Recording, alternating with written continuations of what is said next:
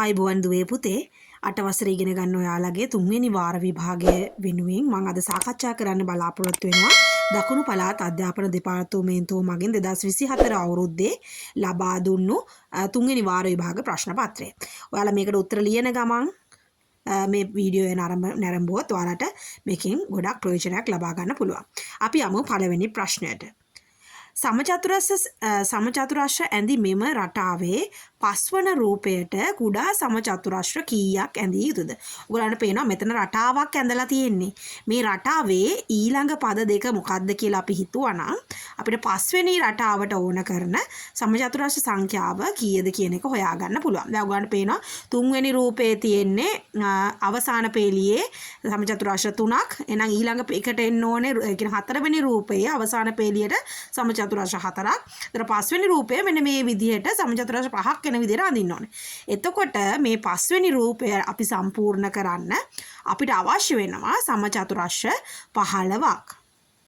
හොඳයි අපි ඊළඟට යමු දෙවැනි ගැටලුවට. සුළු කරන්න කියලා ප්‍රකාශනයක් දීලා තිනවා 3 අඩු කිරීම 0.5 ගුණ කිරීම 2. මෙතන අඩු කිරීම සහ ගුණ කිරීම කියන ගණිත කර්ම දෙකම භාවිතා කරලා තිනවා. අපි දන්නවා අපි සාමාන්‍යයෙන් ගුණ කිරීම කරලා තමයි අඩු කිරීම කියන ගණිත කර්මය කරන්නේ. ඒත් අපි මුලින්ම කරන්න ඕනේ මේ 0.5 දෙකෙන් ගුණ කරන එක. ඒත් 0.5 දෙකෙන් ගුණ කරාම 1යි.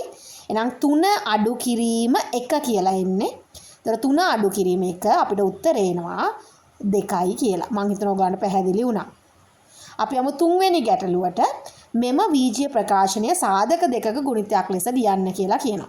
දැන් 2x වර්ගයේ ධන x කියලා තමයි මෙතන බීජීය ප්‍රකාශනය දීලා තියෙන්නේ. ඒතර 2x වර්ගය කියලා කියන්නේ 2 ගුණ කිරීම x ගුණ කිරීම x. ධන x කියන එක අපිට x ගුණ කිරීම 1 කියලා හිතන්න පුළුවන්. එතකොට 2x වර්ගය සහ මේ x කියන පද දෙකේම x කියන පොදු සාධකය තියෙනවා. ඒ නිසා අපි මෙතන කරන්න ඕනේ x කියන පොදු සාධකය මේ ප්‍රකාශනයේ තියෙන පද දෙකෙන්ම ඉවතට ගන්නවා. ඒත් x එළියට ගත්තාම පළවෙනි පදයේ 2x ඉතුරු වෙනවා. දෙවෙනි පදේ අපි දන්න x වරක් 1 x කියලා අපිට හිතන්න පුළුවන්. ඒතර 1 ඉතුරු වෙනවා. දැන් ඔයාලට ඕන මේ අපේ පිළිතුර හරියද කියලා බලන්න පුළුවන්. එළියේ තියෙන x අකුරෙන් මේ වරහන ඇතුලේ තියෙන මේ පද දෙකම ගුණ කරලා බලලා. x 2x ගෙන් ගුණ කරාම 2x වර්ගය එනවා. x 1ෙන් ගුණ කරාම x එනවා. එහෙනම් අපි ලියලා තියෙන උත්තරය හරි. මෙන්න මේ විදිහට තමයි එහෙනම් මේක සාධක වෙන් වෙන්න ඕනේ. අපි බලමු හතරවෙනි ගැටලුව. සාධාරණ දාදු කැටයක් උඩ දැමූ විට උඩ අතට හැරී ඇති පැත්තේ අංකය පූර්ණ වර්ග සංඛ්‍යාවක් වීමේ සම්භාවිතාව සොයන්න. ඒතර අපි දන්නවා සාධාරණ දාදු කැටයක් උඩ දැම්මම 1 2 3 4 5 6 මේ ප්‍රතිඵල 6න් එකක් තමයි අපිට ලැබෙන්නේ. මේ ප්‍රතිඵල 6 ඇසුරෙන් පූර්ණ වර්ග සංඛ්‍යාව වෙන සංඛ්‍යා විදිහට අපිට ගන්න පුළුවන්. මෙතන තියෙන පූර්ණ වර්ග සංඛ්‍යා තමයි 1 සහ 4. අපි දන්නවා 1 කියන්නේ පූර්ණ වර්ග සංඛ්‍යාවක්, 4 කියන්නේ පූර්ණ වර්ග සංඛ්‍යාවක්. මම හිතනවා ගන්න පැහැදිලි. අපූර්ණ වර්ග සංඛ්‍යාවක් කියන්නේ සංඛ්‍යාවක් එම සංඛ්‍යාවෙන්ම ගුණ කරලා හැදෙන සංඛ්‍යා. එක් වරක් 1 1යි. ඒ කියන්නේ 1 පූර්ණ වර්ග සංඛ්‍යාවක්. දෙවරක් 2 4යි.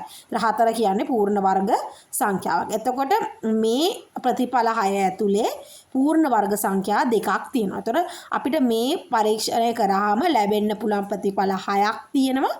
ඒ 6 ඇතුලෙන් පූර්ණ වර්ග සංඛ්‍යා දෙකක් තියෙනවා. එහෙනම් අපිට මේකේ සම්භාවිතාව ලියන්න කියලා තමයි කියන්නේ. නා පූර්ණ වර්ග සංඛ්‍යාවක් වීමේ සම්භාවිතාව ලියන්න කියලා කියන්නේ.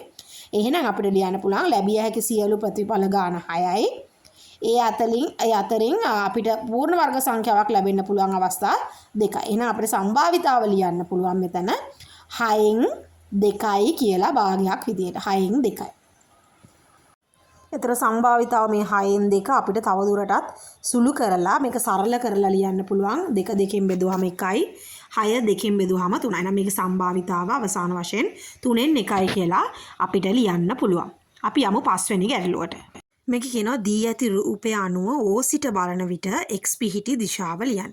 ඒතර O වල ඉඳලා බලනකොට x පිහිටලා තියෙන්නේ දකුණත් නැගෙනහිරත් අතර. අපි සාමාන්‍යයෙන් ස්ථානයක පිහිටීම ලියනකොට උතුර හෝ දකුණ තමයි මුලට ලියන්නේ. ඒතර මේක දකුණත් නැගෙනහිරත් අතර අංශක 70ක කෝණයකින් පිහිටන්නේ. මෙතන අපිට අංශක 20 කෝණය දීලා තියෙන. නමුත් නැගෙනහිර සහ දකුණ අතර තියෙන කෝණය අංශක 90යි. 90න් අර අංශක 20 අඩු කරාම අංශක 70යි කියලා අපිට ලැබෙනවා. ඒතර දකුණයි නැගෙනහිරයි අතර අංශක 70ක්. දකුණින් අංශක 70ක් නැගෙනහිර දිශාවට තමයි පිහිටලා තියෙන්නේ. ඒ නිසා අපිට 1070යි නෑ කියලා x o සිට බලන විට x පිහිටීම දිශාව ලියලා පෙන්වන්න පුළුවන්. 6 වෙනි ගැටලුව ළමයි 8 දෙනෙක් එක සමාන ඇපල් ගෙඩි 17ක් ගෙන සමසේ බෙදාගත් විට එක් ළමයෙකුට ලැබෙන ඇපල් ප්‍රමාණය මිශ්‍ර සංඛ්‍යාවක් ලෙස දක්වන්න කියනවා. ඒතර ඇපල් 17ක් ළමයි 8 දෙනෙක් අතර බෙදනවා නම් අපි 17 බෙදන්න ඕනේ 8ෙන්. එතකොට අපිට මේක භාගයක් විදිහට ලියන්න වෙන්නේ 17 බෙදීම 8 කියලා. එතන මේ විෂම භාගය අපිට මිශ්‍ර සංඛ්‍යාවක් බවට පත් කරන්න පුළුවන්. 17 අපිට 8ෙන් බෙදන්න පුළුවන්. ඒතර 17 8ෙන් බෙදුවහම අපි දන්නවා 17ට 8 ඒවා 2යි. එතකොට දෙවරක් 8 16යි කියන එකක් ඉතුරු වෙනවනේ. ඒතර 17 8ෙන් බෙදුවහම 2යි. එකක් ඉතුරුයි. ඒතර අපි බෙදන්නේ 8ෙන්.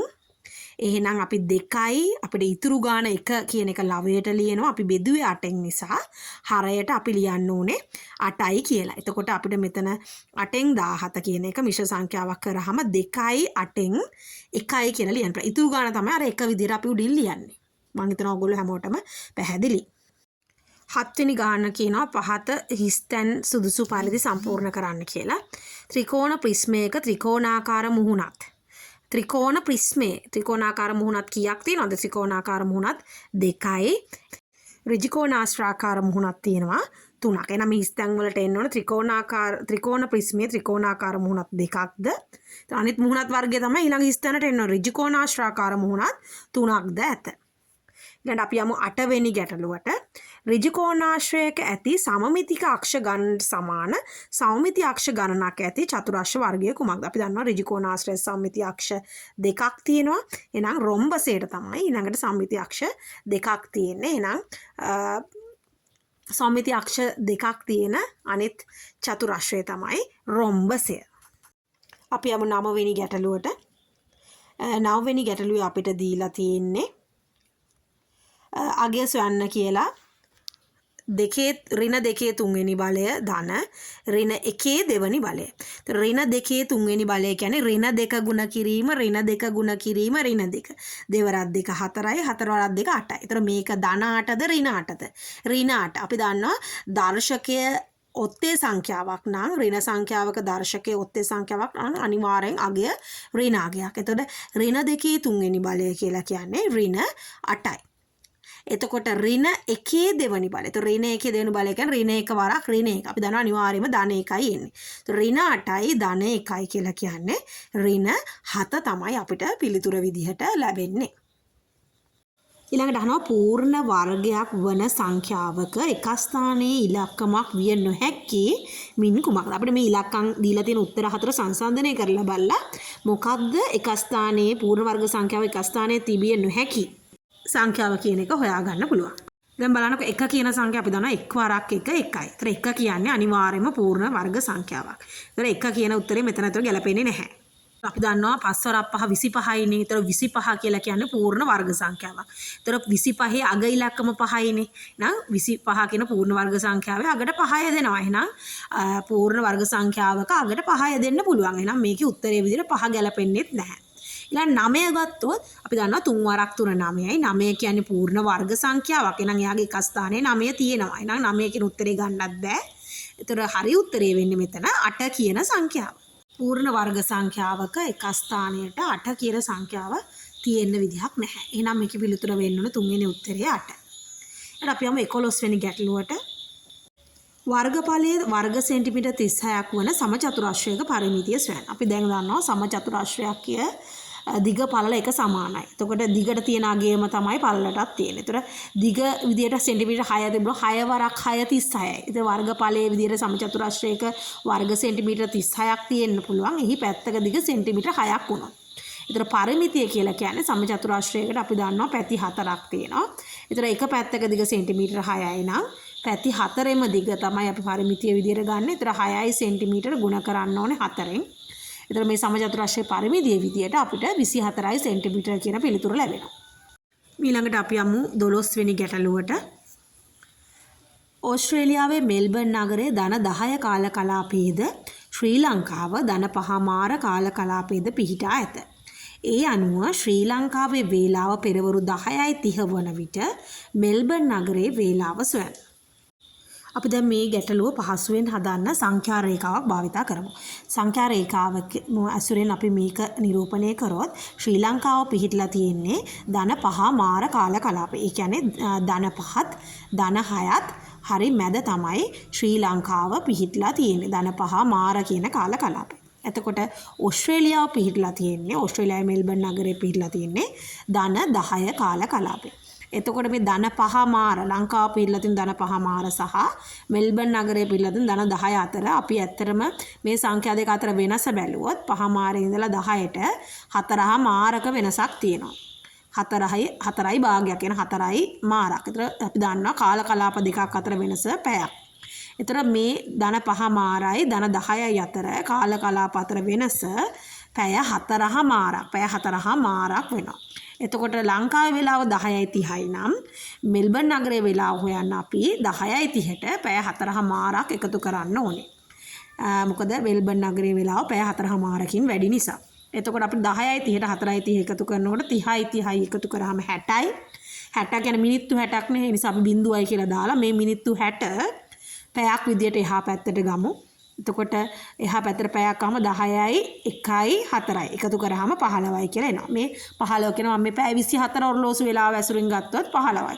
ඒතර මේක අපිට ලියන්න පුළුවන් පස්වරු 15 කියලා කියන්නේ අපි දන්නවා පස්වරු 3. එහෙනම් මෙල්බන් නගරයේ වේලාව පස්වරු 3යි කියලා අපිට මේකේ උත්තරේ ලබා ගන්න පුළුවන්. මම හිතනවා ඔයගලන්ට පැහැදිලි වුණා. අපි යමු 13 වෙනි ගැටලුවට.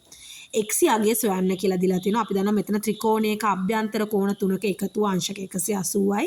ඒතර x 90 සහ 35 කියන මේ කෝණ තුනේ එකතුව අංශක 180යි. 90යි 35යි එකතු වුණාම 125යි. එහෙනම් x ගේ අගය බලන්න අපිට 180න් මේ 125 අඩු කරන්න පුළුවන්. ඒතර 180න් 125ක් අඩු කරාම අපිට x ගේ අගය අංශක 55ක් විදියට ලබා ගන්න පුළුවන්. අපි මේ ගාන හැදුවේ ත්‍රිකෝණයක අභ්‍යන්තර කෝණ තුනේ එකතුව අංශක 180ක් කියන ප්‍රමේය පාවිච්චි කරලා. අපි බලමු 14 වෙනි ගැටලුව. එක අණු 50000 පරිමාණයට අඳින ලද රූපයක නගර දෙකක් අතර දුර දක්වා ඇත්තේ සෙන්ටිමීටර 6කිනි. එම නගර දෙක අතර සැබෑ දුර කිලෝමීටර කීයද කියලා අහනවා. ඒතර එක අණු 50000 කියන පරිමාණයේ තේරුම තමයි 1 සෙන්ටිමීටරයකින් නිරූපණය කරන සැබෑ දිග වෙන්නේ සෙන්ටිමීටර 50000යි කියන එක. ඒතර 1 සෙන්ටිමීටරයකින් නිරූපණය කරන්නේ සෙන්ටිමීටර 50000ක්. ඒතර සෙන්ටිමීටර 50000 අපිට මීටර කරන්න පුළුවන් 100ෙන් බෙදලා. ඒතර 50000 100ෙන් බෙදුවොත් 50000 100ෙන් බෙදුවම කීයද? 500යි. එහෙනම් 1 සෙන්ටිමීටරයකින් නිරූපණය කරන සැබෑ දුර වෙන්නේ මීටර 500ක්. 1 සෙන්ටිමීටරයක නිරූපණය කරන සෙන්ටිමීටර 50000ක්. සෙන්ටිමීටර 50000 කියන්නේ මීටර 500ක්. ඒතර 1 සෙන්ටිමීටරයක නිරූපණය සැබෑ දුර මීටර 500යි. දැන් මේකේ අහලා තියෙන සෙන්ටිමීටර 6කින් දැක්වෙන එම නගර දෙක අතර දුර. ඒතර 1 සෙන්ටිමීටරයක් කියන්නේ මීටර 500යි නම් සෙන්ටිමීටර 6කින් නිරූපණය කරන සැබෑ දිර බලන්න අපි මොකද කරන්න ඕනේ? සෙන්ටිමීටර 6කින් නිරූපණය කරන සැබෑ දුර බලන්න අපි මීටර 500 6න් ගුණ කරන්න ඕනේ. 1 සෙන්ටිමීටරයකින් නිරූපණය කරන්නේ 500යි නම් සෙන්ටිමීටර 6කින් නිරූපණය කරන අගය බලන්න 500 6න් ගුණ කරන්න ඕනේ. ඒතර 500 6න් ගුණ කරාම අපිට ලැබෙනවා 3000යි කියලා. ඒතර සෙන්ටිමීටර 6කින් නිරූපණය කරන අගය වෙන්නේ 500 ගුණ කිරීම 6 මීටර 3000යි. එතකොට මීටර 3000 අපිට කිලෝමීටර කරන්න පුළුවන්. අපි දන්නවා කිලෝමීටරයක් කියන්නේ මීටර 1000ක්. ඒතර මීටර 3000 අපි 1000න් බෙදුවොත් මෙතන අපිට අවසාන වශයෙන් මේ නගර දෙක අතර සැබෑ දුර කිලෝමීටර 3යි කියලා අවසාන පිළිතුර කිලෝමීටර 3යි කියලා ලබා ගන්න පුළුවන්. මම හිතනවා ඔයගොල්ලන්ට පැහැදිලි. මීටර 3000 1000න් බෙදුවහම 3යි කිලෝමීටර. එහෙනම් මේ නගර දෙක අතර සැබෑ දුර වෙන්නේ කිලෝමීටර 3යි. මම හිතනවා පැහැදිලි වුණා. කිලෝමීටර 3 තමයි මේකේ පිළිතුර වෙන්නේ. ඊළඟට අපි බලමු 15 වෙනි ගැටලුව. 15 වෙනි ගැටලුවට මොකක්ද දීලා තියෙන්නේ කියලා.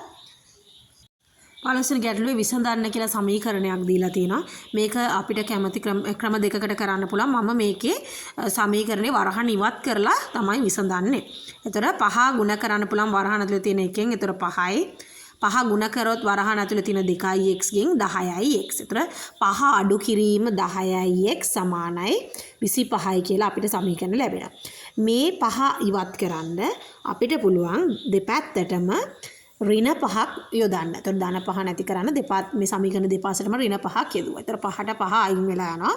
ඍණ 10ix සමානයි 25න් 5 ගියාම 20යි කියලා එනවා.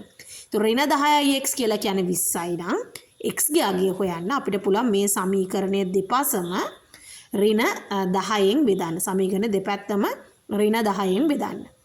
එතකොට 10ට 10 කැපිලා යනවා. 20 ඍණ 10න් බෙදුවාම x ගේ අගය ඍණ 2යි කියලා අපිට මේ සමීකරණයේ විසඳුම ලැබෙනවා.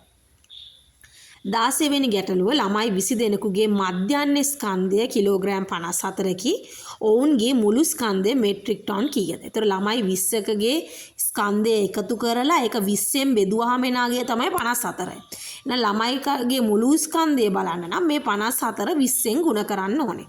ඒතර 54 20ෙන් ගුණ කරාම අපිට ලැබෙනවා 1080යි කිලෝග්‍රෑම් කියලා. ඒතර මේක මෙට්‍රික් ටන් වලින් අපිට පිළිතුර අහන්න. අපි දන්නවා මෙට්‍රික් ටන් එකක් කියන කිලෝග්‍රෑම් 1000ක්. එහෙනම් මේ කිලෝග්‍රෑම් වගේ මෙට්‍රික් ටන් කරන්න අපි 1000න් බෙදෙනවා. ඒතර 1080 1000න් බෙදුවාම මෙට්‍රික් ටන් 1.08යි කියලා අපිට මේකේ පිළිතුර මෙට්‍රික් ටන් වලින් ලියන්න පුළුවන්. 17 වෙනි ගැටලුව 7 බෙදීම 100 ගුණ කිරීම 0.3හි අගය. ඒතර 7 බෙදීම 100 අපිට මේ ගුණ කිරීම 0.3 කියන අපි තමයි 0.3 කියලා කියන්නේ 10න් 3යිනේ. එතකොට 100න් 7 ගුණ කිරීම 0.3 කියන එක මම ලියා ගන්නවා 10න් 3යි කියලා. මම හිතනවා ඔයගලන්ට පැහැදිලි 0.3 කියලා කියන්නේ 10න් 3. දැන් අපි සාමාන්‍ය භාග දෙකක් ගුණ කරන විදිහට 7 ගුණ කරමු. ලවයෙන් ගුණ කරලා හරයෙන් ගුණ කරමු. ඒතර 7 වරක් 3 අපිට 21යි කියලා ලැබෙනවා. 100 10න් ගුණ කරාම 1000යි කියලා ලැබෙනවා. ඒතර 100 10න් ගුණ කරාම 1000යි.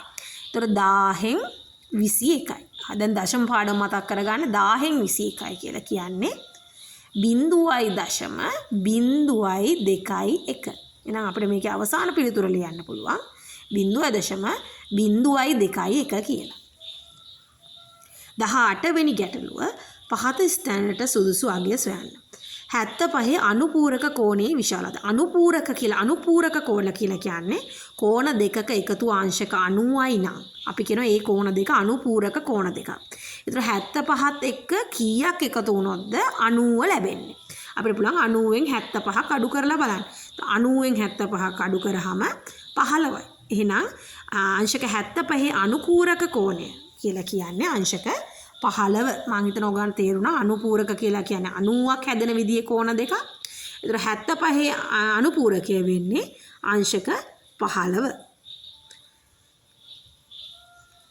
ඒතර 75 අනුපූරක කෝණය 15යි. එහෙනම් අහනවා 75 පරිපූරක කෝණයේ විශාලත්වය කීයද කියලා. පරිපූරක කෝණ කියලා කියන්නේ කෝණ දෙකක එකතු අංශක 180යි නම් අපි කියනවා මේ කෝණ දෙක පරිපූරක කෝණ දෙක. එහෙනම් එක කෝණයක් 75යි නම් අනිත් පරිපූරක අනිත් කෝණය බලන්න 180න් 75ක් අඩු කරන්න ඕනේ. ඒතර 180න් 75ක් අඩු කරාම 105යි කියලා ලැබෙනවා. එහෙනම් අංශක 75 පරිපූරක කෝණයේ විශාලත්වය වෙන්නේ අංශක 105යි. අපි යමු මේකේ 19 වෙනි ගැටලුවට. 19 වෙනි ගැටලුවේ දීලා තියෙන්නේ සවිදි ටෙසලාකරණයක් කළ හැකි පාද වැඩිම සංඛ්‍යාවක් ඇති බහුවශ්‍රය කුමක්ද? අපි දන්නවා සවිදි ටෙසලාකරණයක් කරන්න අපිට භාවිතා කරන්න පුළුවන් සවිදි බහුවශ්‍ර විතරයි. ඒතර සවිදි ටෙසලාකරණයක් භාවිතා කරන අපිට සමපාත්‍රිකෝණය, සමචතුරාශ්‍රය සහ ෂඩාශ්‍රය තමයි ගන්න පුළුවන්. ඒ අතරින් සවිදි ෂඩාශ්‍රය තමයි පාද වැඩිම සංඛ්‍යාවක් තියෙන බහුවශ්‍රය. ඒතර අපිට ෂඩාශ්‍රයක රූපයක් සවිදි ෂඩාශ්‍රයක් මේ විදිහට ඇඳලා පෙන්වන්න පුළුවන්. 20 වෙනි ගැටලුව ABC හා D යනු සමාන ඍජුකෝණාශ්‍රයේ ඒ ඍජුකෝණාශ්‍රයේ පරිමිතිය සොයන්න. දැන් ඔයාලට කියලා තියෙන මේ ඍජුකෝණාශ්‍ර හතරම සමානයි. එතකොට මේකේ මේ සෙන්ටිමීටර් 10ක් විදියට රූපයේ C කියන රූපයට යටින් 10 ලකුණු කරලා තියෙනවා. ඒකට උඩින් 4 ලකුණු කරලා තියෙනවා. ඒතර 10න් 4ක් ගියාම 6යිනේ. එහෙනම් මේකේ දෙපස සෙන්ටිමීටර් 3 සෙන්ටිමීටර් 3 සෙන්ටිමීටර් 3 බැගින් අපිට ලකුණු කරගන්න පුළුවන්. ඒ කියන්නේ මේ ඍජුකෝණාශ්‍රවල පළල වෙන්නේ සෙන්ටිමීටර් 3යි. එතකොට මේ 10න් 3ක් අඩු කරාම සෙන්ටිමීටර 7යි. ඒ කියන්නේ මේ ඍජු කෝණාශ්‍රයේ දිග සෙන්ටිමීටර 7යි.